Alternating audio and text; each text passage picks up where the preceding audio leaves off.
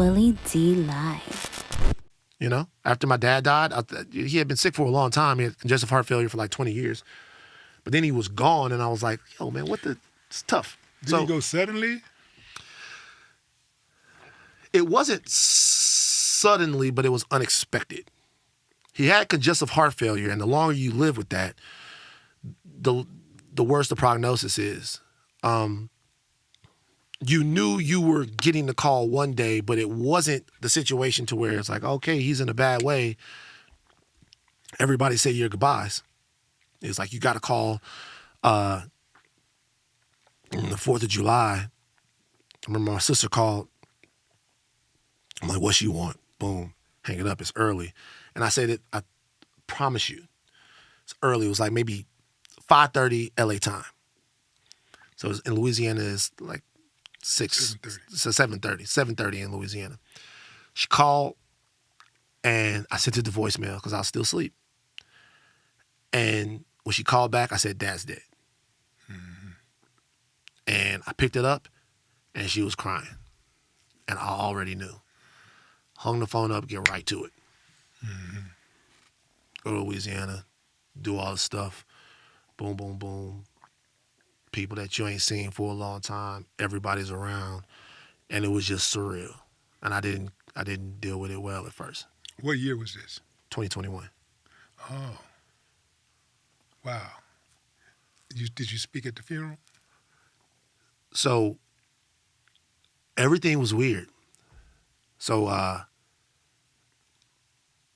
I wanted to. Then when we get to the funeral, so I wanted to. Everything ready, I was going to say the whole nine. Then we get to the funeral, I'm talking to everyone. This is the funeral that obviously me and my sister held planned. I'm talking to my sister, and she goes, oh, he's Catholic. They don't do that. I was like, I'm not going to be able to say nothing? And she goes, no, it's a Catholic, that doesn't happen here. And so, and it was interesting. And so, the hard thing about my relationship with my dad was like, there was still stuff I wanted to tell him.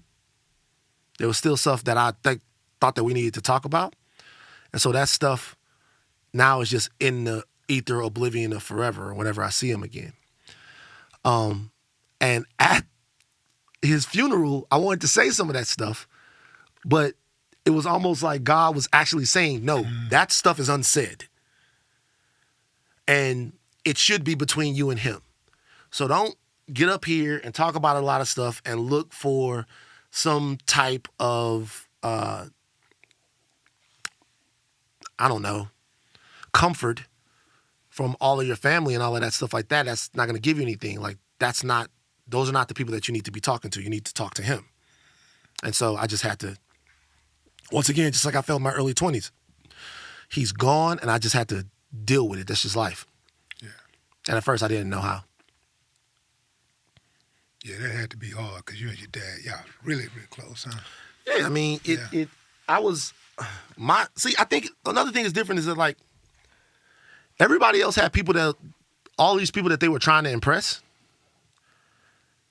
And, like, all these people that they want to, you buying shoes, you buying cars. I had one person to impress. My mother would have accepted me no matter how I am. She's just that type of soul. She's a beautiful soul. That's where I get all of my compassion and my care from. I get my care from my mother. I get my due from my father.